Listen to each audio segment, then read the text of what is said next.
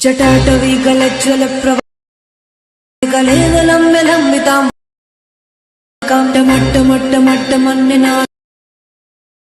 Chand तांडवं तनोतु।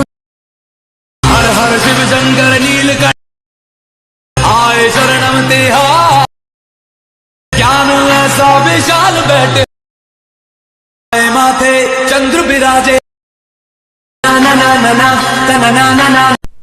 So hello guys, as glide में आपका स्वागत है।